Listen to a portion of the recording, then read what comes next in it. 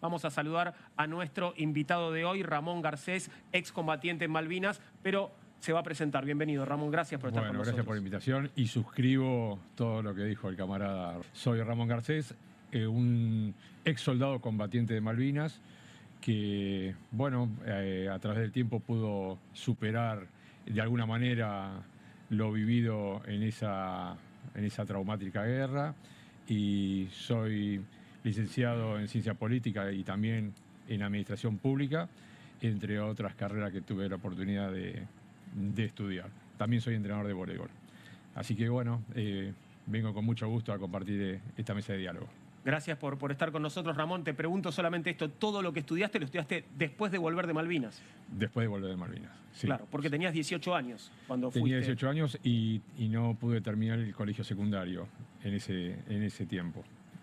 Intenté terminarlo incluso después de volver de la guerra en Comodoro Rivadavia, cursé en el Colegio Perito Moreno y faltando una semana las autoridades militares que había me dejaron libre. Así que ni esa tuve a favor en el año 82, ni esa. ¿Por qué motivo te dejaron libre? Mandaron los papeles de Buenos Aires, del Ministerio de Educación de Buenos Aires a Comodoro Rivadavia y dijeron que llegaran el día lunes y que se cerraba el plazo de los papeles el día viernes. Y yo hacía muy poquitos meses que había regresado a la guerra. Claro. No había recuperado prácticamente muy poco de los 15 kilos que perdí. Insólito. Así, insólito. Vamos a entrar en el primero de nuestros temas, que obviamente tiene que ver con el recuerdo de Malvinas, un recuerdo realmente singular el de hoy. Vamos a ver imágenes del presidente de la Nación, estamos viendo imágenes del acto de hoy por la mañana, encabezado por el presidente Javier Milei, el acto central por el Día del Veterano y de los Caídos en la Guerra de Malvinas. Esto fue en el barrio porteño de Retiro, donde estuvieron autoridades del gobierno, fuerzas militares y excombatientes que fueron especialmente invitados para el homenaje. Con esto quiero decir que hubo algunos excombatientes especialmente invitados, obviamente otros especialmente excluidos. ¿Qué te pasó a vos, Ramón, cuando viste el discurso de hoy de Milei? Bueno, realmente sostuvo que los kelper, los isleños, tienen derecho a la autodeterminación. Es decir, que si en un momento Naciones Unidas llega a poder lograr que se abra una mesa de diálogo, que es lo que se viene pidiendo hace tantos años desde la Resolución 2065, habría tres partes, no dos. Estaría Gran Bretaña, Argentina y cómo le llamen, porque ya le llamaron Falkland también en el gobierno de Milei. Sí, tres partes que termina siendo un 2 contra 1 eso, de algún modo, ¿no? Sí, desde ya. Pero ya no tiene sentido el reclamo, porque ya le está acreditando que tienen autonomía, que pueden hacer lo que quieren. Es un país más, o una colonia más, digamos, de Gran Bretaña, como tantas que tuvo, y algunas tiene todavía. Imagino, no lo imagino en realidad, pero vos que estuviste ahí, que estuviste defendiendo con tu vida esas islas, nuestro territorio, tener que escuchar esto... No, es tremendo, sí, es tremendo. Y aparte, también, como bien dijeron, que algunos fueron invitados y otros no. Y los que fueron invitados no se llaman excombatientes ellos mismos, se llaman veteranos de guerra. Entonces también ahí hay una diferencia que siempre dice por qué uno es veterano de guerra y otro es excombatiente de Malvinas. Explícalo, por favor. No hay mucha gran explicación, es una visión prácticamente ideológica, porque el veterano de guerra dice que no puede ser excombatiente porque seguimos combatiendo. No sé, digamos, combatiendo... Pero, claro, no sé, ¿qué estarían combatiendo? Y eso es lo que no sé. ¿Y contra quién, digamos? ¿Cuál es el enemigo de estos que siguen combatiendo? No, yo soy un excombatiente de la Guerra de Malvinas.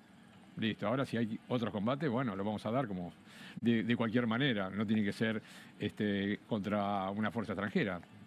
Puede ser aquí mismo, en el Congreso, en las marchas de los jubilados, porque ahí se va a combatir últimamente. En vez de uno va a hacer un reclamo y termina combatiendo. Claro. Pero bueno, ellos dicen, somos veteranos de guerra, nunca fuimos chicos. Y bueno, yo tenía 18 años y cuando voy a dar charla a las escuelas, veo chicos de 17, 18 años, son chicos para mí. Pero bueno, no les gusta, somos soldados de la patria. Bueno, está bien, yo en eso no me voy a poner a discutir. Son visiones diferentes. Lo que sí siempre insto a decir que la causa Malvinas tiene que estar sobre todas estas cosas. Pero cuando hay discursos tan tremendos como el que hoy dio el presidente de la Nación antes de irse a Estados Unidos, realmente produce tanta bronca que eso que nos envuelve a todos para decir, bueno, la causa Malvinas, estamos todos, y da ganas de romper todo, ¿no? Eso que nos llega tan profundo, ¿cómo van a decir esas barbaridades, ¿no? Y como dijo bien ella, con una canción de Queen que me encanta y lo fui a ver, como les dije, a Vélez, no tiene nada que ver, es muy agresivo eso, es muy agresivo y muy doloroso. No está pensando en los más de 1000 suicidados, en los todos los 632 caídos en Malvinas, no está pensando en sus familiares, en sus amigos. Escuchan eso y es un dolor tremendo, pero tremendo. Muchos estados depresivos que lo lleva a uno a la droga, al alcohol, y es muy difícil salir de ahí. Y ya el estrés postraumático de guerra que padecemos todos, que va creciendo, así se acelera muchísimo. Claro. Por eso hay tantos problemas de infarto, bueno, uno se va dejando estar. Ramón, yo quisiera que compartas con nosotros parte de tu historia.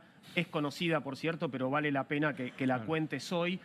Lo que tiene que ver con tu paso por la Guerra de Malvinas y un episodio muy particular en uno de los últimos días de combate, ¿no? Cuando las fuerzas británicas estaban llegando a Darwin y vos te haces cargo de una batería antiaérea y terminás volteando un avión británico. Sí. Ocurrió eso después de tantos días de padecimiento de ataques británicos, ¿no? Todos los días se atacaban con aviones y con fragatas misilísticas. Y sí, la batalla de Darwin y Goose Green, o Pradera del Ganso, los 2 últimos días, que fueron el 27 y el 28, que fueron muy furiosos. El día 27 atacaron 3 veces, 3 aviones. O sea, cuando atacan bombas, ametralladoras, son enormes, es un daño enorme. Y asusta mucho, realmente da mucho miedo. Pero demasiado, vienen aviones a 600 kilómetros por hora, 8 o 12 metros de altura, tirándote bombas. Es terrible. Y uno sentadito así, en un cañón, ¿no? A ver si le puedo pegar a un avión. ¿Cómo sentías miedo en ese momento? Claro, sí. Ese día ya no lo sentía, porque ya tenía un entrenamiento, tenía una adrenalina y ya era que pase lo que pase, porque pegaban bombas por todos lados. Y bueno, ahí ya, en ese momento no lo sentí porque estaba muy furioso, era lo último que dábamos. Vos te haces cargo de una batería antiaérea que estaba ocupada además por un superior tuyo, ¿entiendo? Sí, era un cañón antiaéreo que estaba a cargo de un suboficial y 2 soldados artilleros que asisten el cañón. Después hubo rotaciones porque uno no puede estar todo el día arriba de un cañón antiaéreo. Y después de un ataque de fragata que fue terrible el 21 de... Perdóname, ese sos vos, el que estamos viendo en imagen, sí, sos vos. Sí, ese soy. Ese soy yo. Ese es el cañón. El avión que vos volteaste, sí. ¿se alcanzó a eyectar el piloto? Me enteré 30 años después que sí, que estaba vivo el piloto. 30 años después me enteré. Nunca lo viste, digamos. No, pues yo 25 años no hablé de Malvinas. Así que pasé un cuarto de siglo sin hablar de Malvinas. Fue la parte tuya del trauma. Es que realmente el trauma también no solamente lo generó la guerra, sino la desmalvinización que hubo de todos los gobiernos, desde la dictadura genocida que tuvimos hasta los gobiernos democráticos, hasta determinado tiempo que llegaron malvineros, entonces uno se sintió un poco más acompañado, pero fue terrible. Entonces, ¿qué voy a hablar? Si la historia oficial estaba relatada por el grupo de oficiales y suboficiales de las Fuerzas Armadas. Entonces, yo no leí nada. Cuando empecé a leer después de muchos años, me di cuenta que había un montón de cosas que no tenían nada que ver, que tomaban referencias de veteranos de guerra británicos, de periodistas británicos, y nosotros no nos preguntan nada. ¿Cómo Ahí puede sí ser? había un combate que había que dar, el combate Había por que la dar. verdad, ¿no? Exactamente. Entonces, bueno, gracias a una profesora de la Universidad Nacional de La Matanza, una profesora de historia, Lana de Rascaeta, que es la actual directora de la revista Todo es Historia, sí, me dijo, tenés que empezar a hablar, tenés que mostrar tu visión, romper esa estructura que es hegemónica, es muy duro. Ramón, y así empecé. Hablando sobre esta foto, ahí estás señalado vos en la foto en la que hay un montón, me imagino que deben ser, bueno, tus compañeros ya tomados prisioneros. Prisioneros de guerra, sí, ahí ya teníamos más de 7 días de prisión de guerra. Ese es San Carlos, es como pueden ver, los alambrados, las luces, bueno, ese es un campo de concentración a cielo abierto. Estás en el barro, están ahí en el medio del barro. Le decíamos el chiquero. Y durante el día estábamos ahí con toda la guardia afuera, ¿no?, apuntándonos, y a la noche nos metían adentro de eso que se ve atrás, que es un frigorífico en desuso. y los agujeros que se ven ahí arriba tenían bombas ahí argentinas sin estallar. O sea, nos ponían ahí adentro a dormir. Y todavía pasaban aviones argentinos atacando. Y las bombas, bueno, Estaban podían ahí, estallar en cualquier momento. En cualquier momento. Estábamos todos ahí a la noche. Así que no sabíamos si era mejor estar ahí adentro o estar toda la intemperie toda la noche. Y bueno, y ahí lo único que tengo ahí es la gorra, que esa la pude recuperar. Y lo que parece que fuese una panza, no es una panza porque había bajado 14, 15 kilos. No es que estabas gordo para nada. No, Claro. me dijeron, che, pero no, estaba flaco y ¿qué esa panza? ¿Qué pasó? Ahí tenía guardada el pilón de cartas que pude esconder, me las puse ahí, que son las que traje ahora y están en la Biblioteca Nacional. Cartas que habías recibido de tu familia. De mi familia, amigos y gente que no conocía, chicos de las escuelas primarias y secundarias. Mirá. Así que la pude pasar, por suerte, esas cartas. Fue todo traumático para pasarlo igual, ¿eh? Claro. Imagínense, pensaban que tenía una bomba, bueno, esas cosas. Había una chica que te escribía. Ah, sí, me escribió una chica, sí, es verdad. Cuando quieran, si quieren se los cuento, pero... Contanos, por favor. Sí, perdón. Sí, no, yo le quería preguntar, Sí. vos dijiste que bueno, que mucho tiempo no pudiste hablarlo, que después te empezaste a sentir más acompañado. Yo hoy la verdad miraba en redes sociales y vi, no sé, streamings que son, viste, bastante, que no están muy comprometidos políticamente. Por ejemplo, Olga, ¿no? Que hicieron una clase especial, invitaron a una historiadora a hablar del tema, pero hay chicos incluso de Rosario que se fueron hasta Tierra del Fuego a hacer una vigilia, Mirá, sí. otros grupos que, no sé, sindicalistas que fueron hasta ahí, e incluso el movimiento feminista se encargó de reivindicar a las mujeres que participaron, Claro, sí. como enfermeras, como operadoras Sí. quirúrgicas, todos. ¿Vos a qué pensás, a qué atribuís esto de aprender más de la historia y también de abrazarla, no? Sí, y yo igualmente no creo que se hablase la historia yendo a esas vigilias, porque yo no voy a las vigilias, y eso no significa que yo no abrace la historia, y que no malvinice, porque yo me la paso yendo a dar charlas a escuelas, a universidades, a llevando mi palabra, mi cortometraje, mis libros, y a charlar. Yo creo que pasa por otro lado, y nunca voy, como soy civil, nunca voy disfrazado de militar a un lugar. Los militares, bueno, es su uniforme de trabajo, pero los que somos civiles no tendríamos que ir de militar a una escuela, ¿no? ¿Lo decís porque algunos lo hacen? Sí, la gran mayoría lo hace. Y a mí no me gusta. Y sé que a ellos no les gusta que yo también lo diga, pero no importa. Lo digo igual porque no me gusta, no tiene nada que ver que uno vaya disfrazado para decir yo soy veterano de guerra. Yo me fijo el padrón y sé quiénes estuvieron y los que no estuvieron que dicen que estuvieron. Pero bueno, está bien. Yo ahora me pongo el pin, nada más. ¿Cuántas grietas hay entre los excombatientes y los veteranos? Porque me hablabas de eso fuera de aire. Sí, y hay muchas. Hay sectores que, bueno, se vio en esta elección, ¿no? En la última elección, un candidato a presidente que dice que es un fan de Margaret Thatcher y de Ronald Reagan, ¿qué iba a decir? Uno que estuvo en Malvinas lo va a ir a apoyar, lo va a ir a votar. Bueno, la inmensa mayoría de los veteranos de guerra lo votaron. Y ahora está la disyuntiva, como hay una diferencia entre Milei y la vicepresidenta, entonces dos actos distintos. Un veterano de guerra diciendo en el acto de Villarruel que Milei se había desubicado. No, ¿no? y Como la claro. grieta de la grieta, casi esa. Y claro, porque ahora sí es la grieta de la grieta, porque Claro. hay una grieta dentro del sector que votó a todo ese espacio político. De los otros sectores no pasa eso. Claro. Igualmente siempre están los que van en búsqueda de la verdad por las torturas y otros que los apoyan y otros que tratamos de llevar la palabra de Malvinas a través del arte, de la cultura, de alguna manera diferente, de la literatura. Entonces tiene que entrar a los distintos lugares, a los distintos segmentos de la sociedad por distintas vías. Unos van con cosas, con pertrechos para mostrarle lo que se vivió en Malvinas. Esto tiramos nosotros, esto era una bala de cañón. Los otros, bueno, hacen un ejercicio en las redes que son muy furiosos, reivindicando la genocida dictadura cívico-militar y eclesiástica, y bueno, y todo ese tema. Y yo que voy en contra de eso con otros grupos, hay muchos. Yo intento poner una bandera argentina con las Malvinas sobre eso, para que podamos, aunque sea, coincidir en algo, ¿no? Hablabas de la admiración del presidente Milei por Margaret Thatcher. Habló de esa admiración en el debate presidencial, uno de los últimos debates, cuando ya, bueno, era un mano a mano contra Sergio Massa. Vamos a recordar ese momento.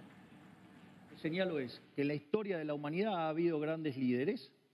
Digamos, la señora Thatcher fue, así como lo fue Reagan, como lo fue Churchill y como otros, o como De Gaulle, o como otras personas que a lo largo de la historia han tenido un rol significativo.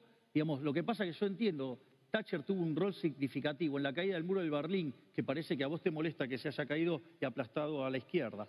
Entonces ese es tu problema. Con ese criterio, digamos, como cuando Alemania en el 74 le hizo 4 goles a Argentina, Cruyff la rompió y hizo un desastre, vos tendrías que considerar que Cruyff es un pésimo jugador. O con los goles que nos hizo Mbappé en la final, tendrías que despreciarlo porque nos hizo los goles. No, digamos, una cosa no tiene que ver con la otra. Nos tocó una guerra y esa guerra la perdimos. Yo lo que señalo es que... expresar admiración por la responsable de la muerte de nuestros soldados, la verdad es que resulta por lo menos indignante. Bueno, esto es parte de el despacho, ¿no? El despacho presidencial, tenemos que decir, ahí en el despacho presidencial argentino hay una foto de Ronald Reagan y una foto de Margaret Thatcher. Parece un poco mucho, ¿no? Son cajitas esas, ¿qué tiene? Sí, son adentro? como cajitas. ¿Qué hay? Cajitas de bombones, ¿qué son bombones vaso de amargos? cartas. ¿Qué viene a hacer? Sí, o posavasos, en fin, Posavasos, algo no así. sé. Pero Raúl, estabas interesado, y quiero volver sobre el tema, estabas interesado en la foto de Ramón. Ramón Garcés es nuestro invitado de hoy, excombatiente de Malvinas, y había una foto con una chica, una foto de pareja, sobre la que tenés ganas de que Ramón nos cuente. Si no te molesta, No, Ramón. no me molesta, al contrario. Me da vergüenza nada más. Pero, No, por favor. Ahí la estamos viendo, la imagen, bueno, ahí se los ve a los dos, Qué jóvenes muy que jóvenes éramos. y sonrientes. Sí, claro. Ya, después le voy a decir de cuándo esa foto, que es post-Malvina, obviamente, ¿no? Bueno, sí, eran de las cartas que escribían a Malvinas, y una de esas cartas que recibí le respondí. Me preguntaba cómo me llamaba, y como a mí me habían dado por muerto en combate el día 1 de mayo, no le puse Ramón Garcés, le puse Cristian Garcés. Digo, si Ramón murió en combate, y bueno, pongo otro nombre. Y ella respondió a Cristian, y así empezó el intercambio. Y, No se conocían ustedes no nos previamente. conocíamos, no nos conocíamos. Y ella tenía 17 años, yo tenía 18, cumplí 19 en Malvinas. Y bueno, finalmente, después de 15 días de prisionero de guerra, nos trajeron de Montevideo a Buenos Aires, a una base, a una escuela de suboficiales de la Fuerza Aérea en Ezeiza, y ella llamaba por teléfono al edificio Cóndor, dice, entre los prisioneros de guerra de Darwin, ¿no hay un Cristian Garcés? Pero yo, no, claro. no, No es ni siquiera tu segundo nombre, Cristian. No. Lo inventaste, ok. Claro, sí, ya estaba. No tengo ni segundo nombre. Y bueno, y le dijeron que no, y se enteraron que íbamos a ir a ese lugar, y se fue con su prima Denise a ver si me encontraba. Y nos dieron una hora de visitas, desde enero que no veía a nadie, una hora de visitas. Y yo estaba con mi familia, mis amigos, los vecinos, y viene un soldado que estaba ahí de guardia y me toca el hombro y me dice, ¿vos sos Garcés? Y le digo, sí, soy Garcés. Me dice, hay una chica que te quiere saludar. Entonces me doy vuelta. Digo, no, esa chica yo no la conozco, debe haber otro Garcés en todas esas mesas que están ahí. Y se fue. Entonces, cuando se terminó la hora de visita, vino otra vez el soldado. Me dice, disculpa, pero vos no sos Cristian Garcés. Y me quedé ahí. Entonces mi mamá me decía, pero Monchi, ¿qué te dijeron Cristian? Entonces me empezaban, se reían, me dice, mira, te dijeron Cristian. Digo, Cristian, yo era Cristian. Entonces me levanté y me fui para la puerta corriendo. Y me pongo adelante la chica y le digo, ¿vos sos Roxana? Y me dice, sí.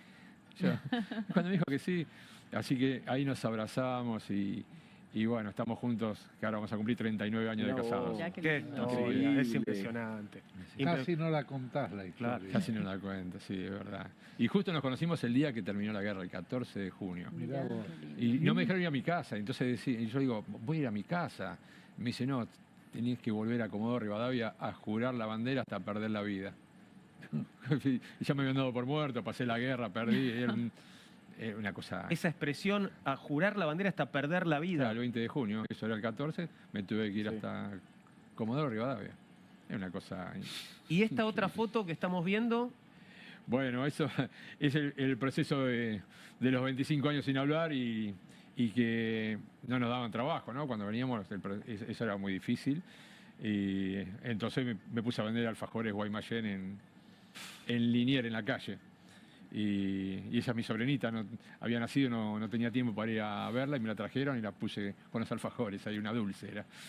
Así que, y Roxana me acompañaba, así que venía, ella estudiaba, es docente, es gestora cultural, en ese momento estudiaba, y entonces venía, me acompañaba un rato para verme, yo vendía ahí los alfajores y después me iba a entrenar vóley. Así que, bueno, fue un periodo muy difícil también de vender en la calle, en los trenes, Claro. Ustedes ya lo conocen. ¿Y en qué momento tu vida empezó, digamos, a normalizarse de algún modo? Esto de poder estar un poco más integrado, digamos, poder tener trabajo, estudiar. Entiendo que rápidamente te pusiste a estudiar por lo Sí, que estás contando. Sí, estaba muy enojado con todo y así que estudié muchísimo. Y Digo, ¿qué tenía que ver ese enojo con lo que estabas estudiando? ¿Estudiabas para qué? yo quería digamos? ser profesor de educación física. Bien. Como era jugador de vóley y conocía a profesores, quería seguir esa carrera. Y bueno, pero para hacer eso tenía que terminar el secundario. Así que toda la historia terminé el secundario, que no me dejaron terminar en Comodoro Rivadavia y seguí en Buenos Aires. Terminé, empecé a estudiar la carrera de educación física y después digo, ahora voy a ser licenciado y bueno, fui a la universidad, me preparé y eso fue muy importante, el tener una formalidad con Roxana, nos casamos en el año 86, y los estudios, el deporte y el primer trabajo formal que fue que me lo dio un inglés. Esa es la realidad. Esto es increíble. Sí. Y un inglés que sabía que vos habías combatido Sí, en Malvinas. Sí, él sabía. Él me reconoció no como un héroe, como una persona con valores que podía sentarme, que defendí mi patria. O sea, él lo entendía. Era en inglés, o sea, están acostumbrados. Un inglés Claro. viviendo aquí en nuestro país. En nuestro país, en ¿Y San cuál Martín. era el trabajo? ¿Cuál era tu El trabajo era una empresa de instrumentos industriales. Y yo obviamente no entendía nada de todo eso, pero sí la parte administrativa y después de hacer las distribuciones. O sea, era un inglés y después un italiano. Un argentino no, pues decían que nos podía saltar la térmica, Esto- loco de la guerra, todas esas cosas que Ahora, decían. Ramón, ¿qué te pasó en la cabeza cuando te da trabajo un inglés después de haber sido rechazado, me imagino, por un montón de Sí, por un argentinos que no montón. te dieron esa oportunidad? Sí, la verdad que ahí empecé a comprender que el problema no eran los habitantes, los pueblos, sino las conducciones, ¿no? Ahí empecé a entenderlo. Digo, este hombre tenía su familia, incluso tuvo un familiar en la Guerra de Malvinas. Y bueno, él comprendió que a mí me mandaron, yo estaba en el servicio militar obligatorio. Claro. No, yo no decidí ir, no era un militar de carrera, ni que tampoco decidieron la gran mayoría en ir. Y bueno, él comprendía, Gran Bretaña tiene guerras, Sí, ¿no? claro. Sí, sí, la historia en me guerra, acuerdo. entonces más que él yo no la sabía. Y él me comprendió, me dio una mano, me dio trabajo, yo nunca le fallé, él estaba muy agradecido y yo también. Y por eso con orgullo digo, a mí mi primer trabajo me lo dio un inglés. ¿Fuiste a Inglaterra? Vos sabés que No fui. Me invitaron, ¿eh? Me invitaron hace poquito, cuando se cumplieron, hace 3 años, cuando se cumplieron 40 años, me invitó la BBC de Londres a juntarme con el piloto que derribé, Bob Evenson. Claro. Entonces, para hacer un show mediático para Sí. toda Europa, ¿no? En Pero vivo. contá por qué te negaste y qué dijiste a esa invitación, porque eso lo leí. ¿Los leíste? Sí. Sí, insistían bastante. Entonces, a uno le ofrecen un montón de cosas como para seducirlo, para que vaya. Y yo realmente le dije que no lo aceptaba. Me pareció una falta de respeto primero, ¿no?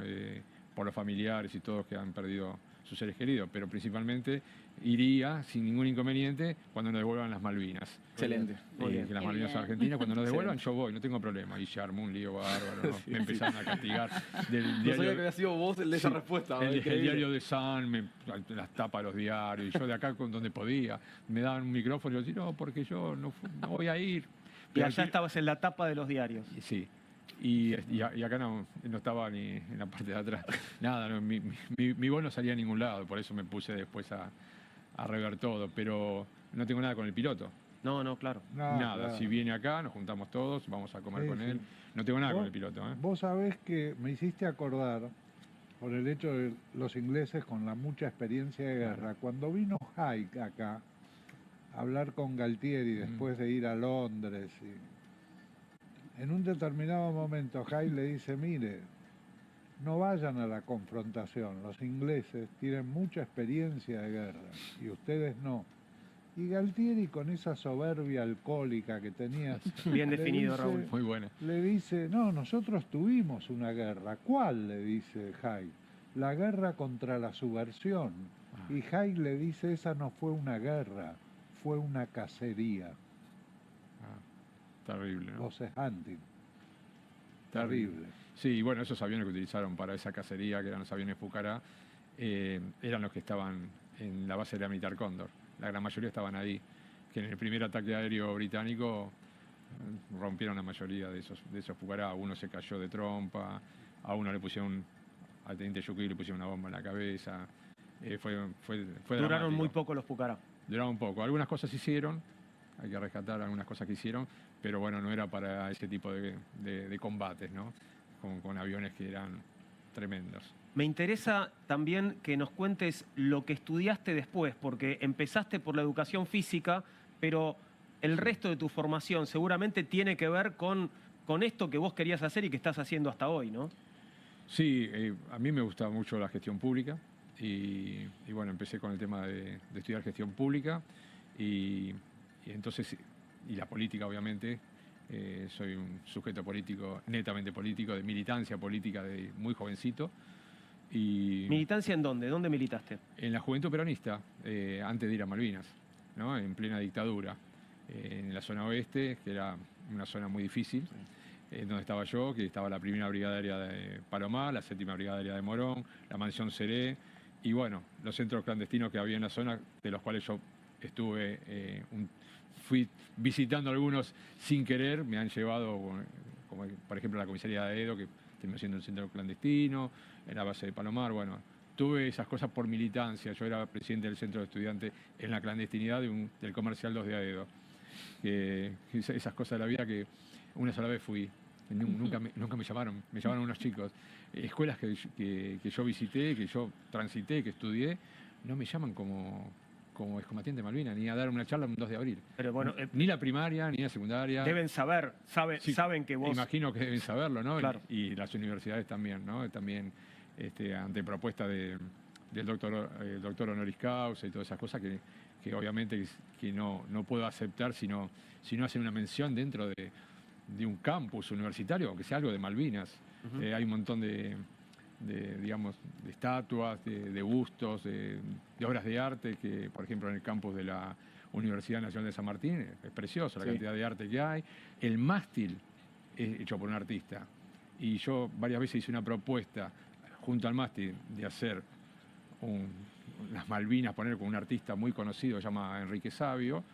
Hice todo un proyecto y no pusieron.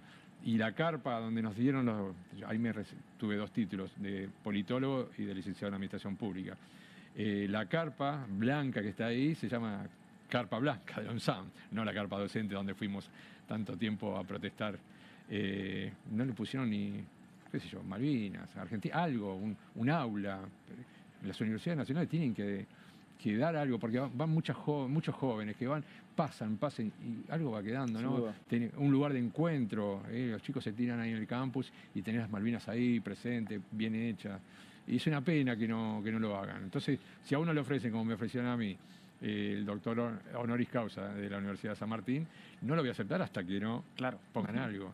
Definitivamente. Como Ramón, lo hice con Londres, también acá, ¿no? Claro. Sí, Me gustan también. tus condiciones, están buenas. Yo tenía una pregunta, porque cuando venía para acá estaba leyendo que estaban haciendo un juego electrónico, lo que lo hicieron. Un ¿Cómo videojuego. es eso? ¿Un un videojuego? videojuego Sí. basado en tu ¿Existe? historia, Sí, ¿no? sí, Tenemos para... Y ya está, la primera parte ya la hicieron y bueno, yo tengo que aprender bastante, ¿no? Yo soy ¿Lo jugaste? soy de la otra generación, ¿no? soy Pero del Atari, yo. Va por el tema de la batería antiaérea, ¿no? Esto de, digamos, es como le tenés que disparar a aviones. Este juego es más de sigilo. Ah.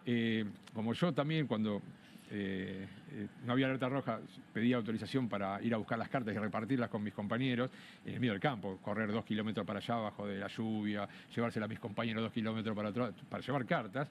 Bueno, esto tiene que ver con se llama La Última Carta, Mira. que tiene que ver que lindo. uno lleva la voz de sus compañeros a la familia, por ahí fallecieron o no, y entonces tiene que llegar a destino las cartas. Mientras te bombardean. Te van bombardeando y bueno, y ahí se van viendo cómo se va trasladando las zonas y está el cañón antiaéreo y los derribos de aviones.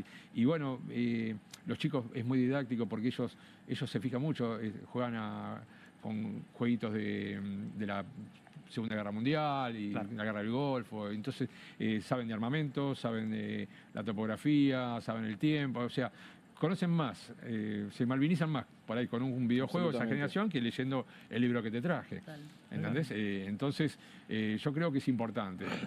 Tuvo todas sus contras de estos sectores que hoy vimos que estuvieron ahí en el cenotafio de Retiro, que dicen que la guerra de Malvinas no fue un juego. ¿Y cómo llego yo a esos chicos con el tema de Malvinas? Si ellos no leen los libros, tampoco miran el canal de televisión, miran así, ustedes saben cómo miran, es distinto, ¿no? Miran cuando quieren, por eso las cosas lo miran por YouTube cuando quieren y la parte que quieren. Y yo creo que los videojuegos son muy importantes en ese sentido y ahora estoy colaborando con otro videojuego estos muchachos son de Tandil, con unos que son de Rosario, ese sí ya es, no sé cómo le llaman, shooter, creo que se Claro. llaman. Claro. Hay más en primera persona. Sí, eso ya es bomba. Medio Call of Duty, ya, esas cosas. claro, es tipo tal Sí. cual. Eso ya es para otro sector de esos chicos de videojuegos. Claro. Una pregunta quería hacerte. Vos eras soldado conscripto. Sí. ¿Te entrenaron para el cañón antiaéreo? Sí, tuve un entrenamiento de 2 clases en un pizarrón. Ese fue todo mi entrenamiento. Sí, me dibujaba un teniente, dice, bueno, esta es una loma, este es un radar, y así, este es un avión que viene, y ustedes disparen así. Y yo hice todos esos dibujitos en mi cuaderno que eran horribles como el que estaba en el pizarrón, y después de ahí ¿Te no había das cuenta de conocido... las condiciones? Sí, no, es terrible. O sea, aprendí a manejar, a operar el cañón hacia Malvinas. Que por suerte funcionaba, ¿no? Sí, había un suboficial que es de Tandil también, que ahora sacó un libro, Carmelo Domina, que me ayudó, me enseñó a operar el cañón y también operaba el radar.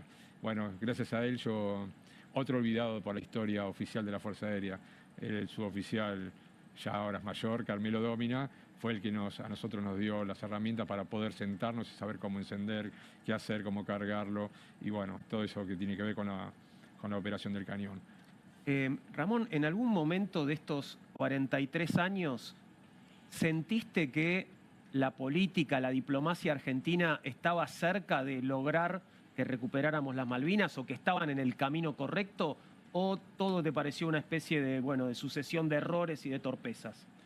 No, claramente hubo grandes diferencias de pasar de la política de seducción del gobierno de Menem con Ditela y los ositos claro. Winnie Pooh, a pasar a la gestión de Néstor Kirchner, que nos recibió en la Casa Rosada, que recibió nuestros proyectos, que por suerte aceptó el proyecto que yo hice, la propuesta, que tenía que ver con 3 jubilaciones mínimas y tener la obra social de PAMI, que ahora este gobierno cruel le está sacando los medicamentos psiquiátricos, que son carísimos y es muy difícil.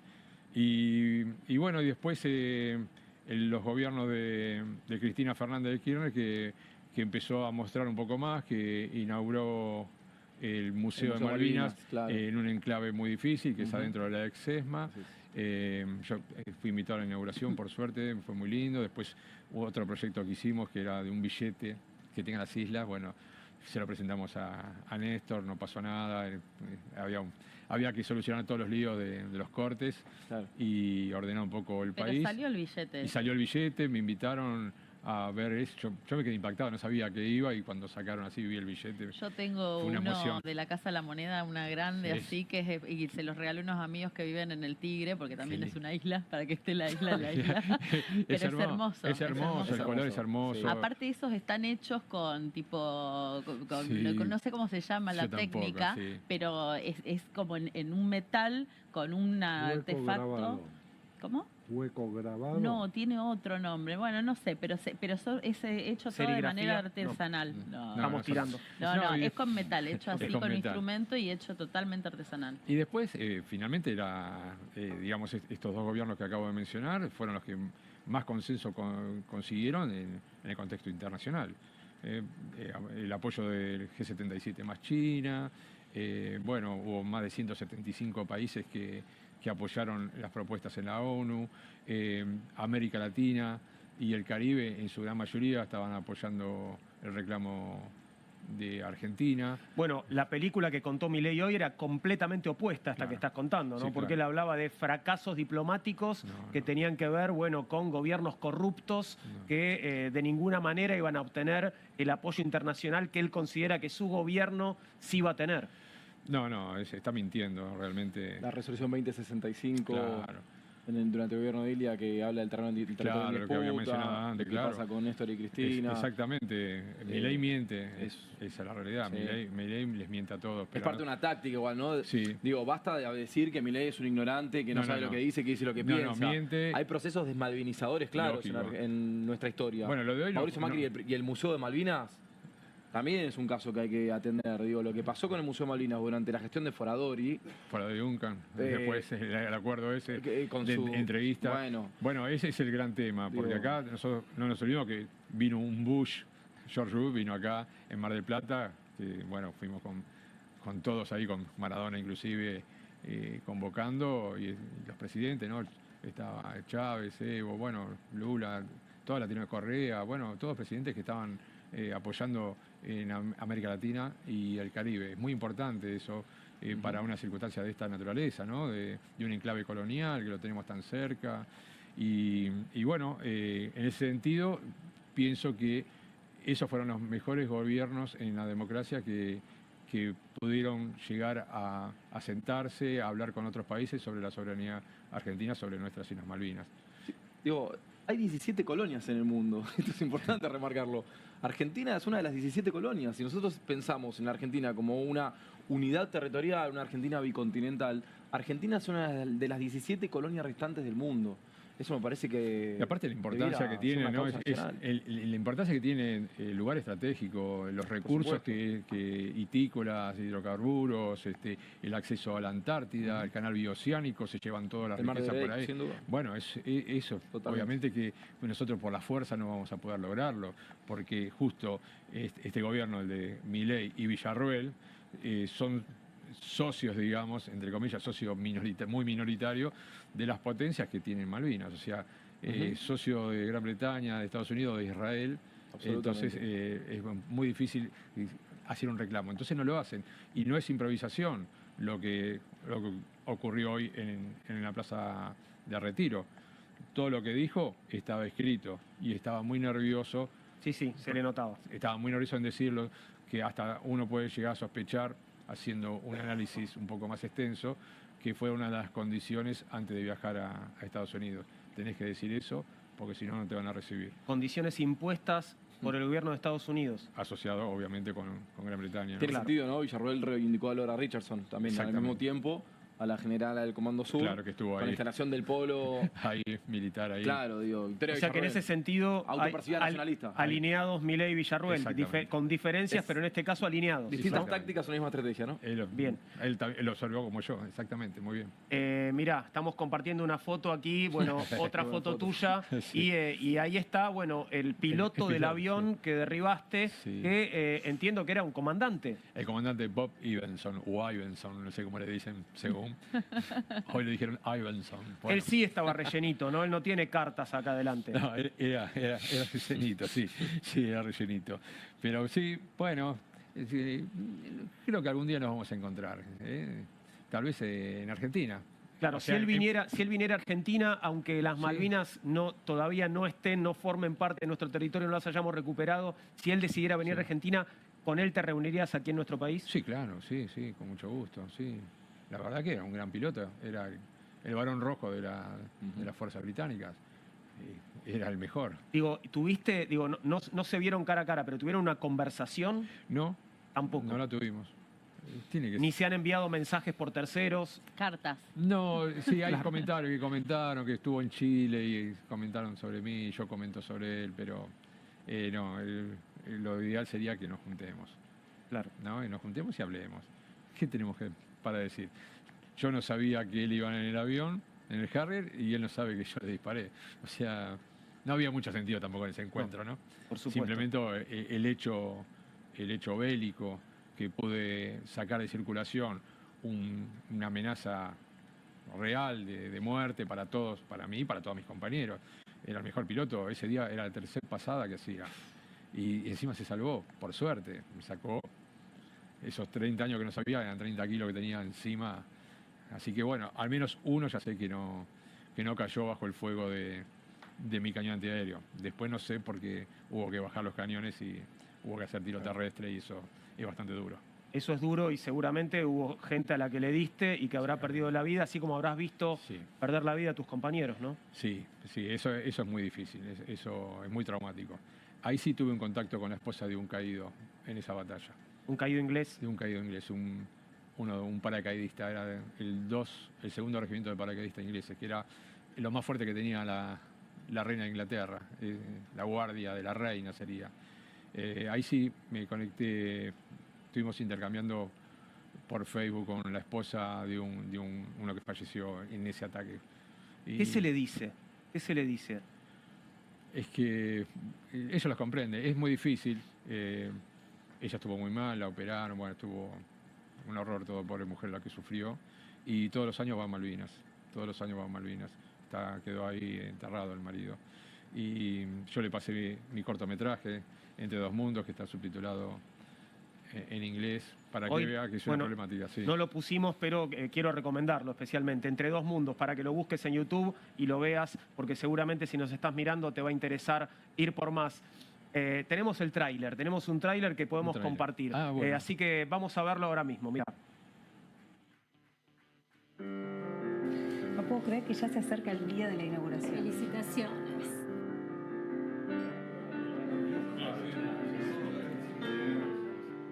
¿Qué hiciste, Ramón? ¿Qué hiciste? En la inauguración de mi espacio de arte, porque no sabes lo que quiero exponer, No tengo ni idea. tus esculturas. Sabés que estas cosas son las que me ayudaron a bancarme la angustia. Algo que vos como hermano no hiciste nunca. ¿Vos por qué te crees que yo me quedo dormido sentado en un pasillo de la silla? A ver, ¿por qué? Así me trataste, ¿viste qué feíto que es? ¡Qué feo!, ¿no? Que te traten así, que te basuren. ¡Qué feo!, ¿no? ¿Cómo lo sentiste ahora? ¿Alguna vez le dijiste lo que de verdad sentís a tu hermano? ¿Alguna vez le diste un abrazo? Sos un héroe, Ramón. Y algún día la sociedad va a reconocer lo mucho que hicieron por la patria.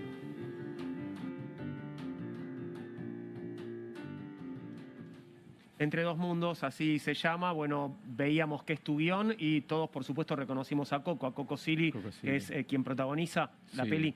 Sí, realmente. Hoy justo me llamó por teléfono, estaba en la POP, y Claro. para recordar este día. Y yo estoy muy agradecido con Coco porque yo no tenía dinero para hacer 3 pensiones mínimas. Claro. Tampoco es para en una producción, pero bueno, me ayudó Jorge Sonsini, que es el productor, me ayudó mucho, me conectó con Coco Silly. Yo digo, ¿cuánto me va a cobrar? Aparte es un actor cómico, yo lo conocía de reírme mucho con él, me divierte mucho Coco, su manera de ser, muy de barrio, y me encanta. Y de repente digo, ¿cómo va a ser Coco Silly este papel dramático? Entrar adentro de un ataúd, era una cosa. Y me dijo, la hago, decime cuándo y la hago. Pero ¿cuánto me vas a cobrar? ¿Cómo te voy a cobrar? Me dijo. Yo no te voy a cobrar nada. Yo tengo las Malvinas tatuadas en el cuerpo, me dijo. Él es un año más chico, o sea que estuvo muy poquito. Le podría haber tocado. Le podría claro. haber tocado. Así que yo siempre estoy muy agradecido con él porque acá queríamos visibilizar la problemática de los suicidios Claro. de la posguerra. En el momento que hicimos este cortometraje había alrededor de 500 que se habían suicidado. Hoy hay más de 1000. Y encima el gobierno de Macri lo censuró, no nos dejó pasar en el Museo Malvinas. Lo censuró. Son más, esto es importante subrayarlo, ¿no? Porque son más los suicidados que los caídos Sí. en el campo de batalla. Sí, más del doble, sí, claro, ya más del doble debe haber. Sí, es terrible. Pero también el tema de de censurar un cortometraje que trata no es para los que estuvimos en Malvinas, es para nuestros entornos, nuestros entornos más afectivos, Claro. para que puedan intentar comprendernos, que a veces uno no está bien, ¿no? El estrés postraumático saben que es muy furioso y progresivo, y entonces cualquier cosita puede detonar, uno no sabe. La verdad Explícame que de no vuelta el sabemos. episodio de censura porque me quedé con la cifra de los suicidados.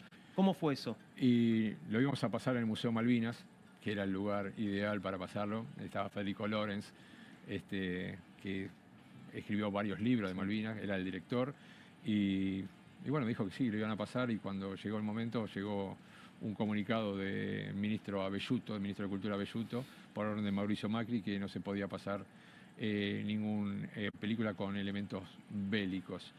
Y no hay nada, no hay un tiro, no hay una gota de sangre, no hay nada. Es la posguerra, aparte, muchos años después, conmemorando un 2 de abril, casualmente. Ahí hay una reunión que como que era un 2 de abril, Claro. Todos juntándose ese día, de reflexión, de verse, de abrazarse, y de repente dicen, no se puede pasar.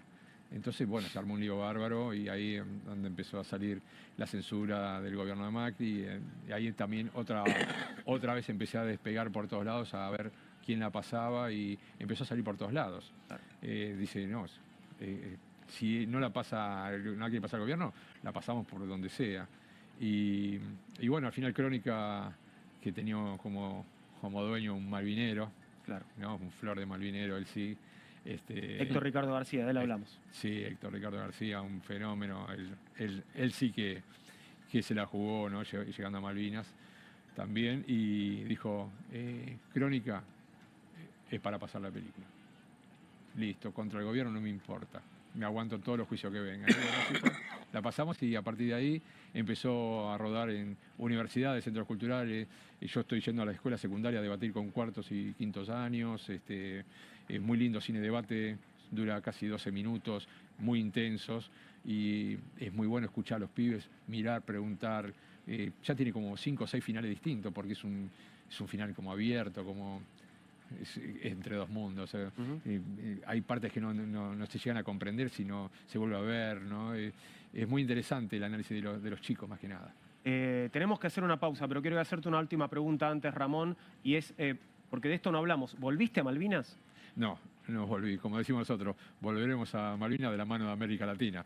Bien. No, pero voy a volver con Roxana un día, sí, no a visitar, como veo que van a sufrir, a dormir donde combatieron, sino a disfrutar nuestra Patagonia. Ir en enero, si es posible, a tomar una cervecita. Es muy lindo, es mucho verde, el mar es azul, es precioso Malvinas. Es nuestra Patagonia, así que sí, voy a volver. En algún momento voy a volver. Claro que sí.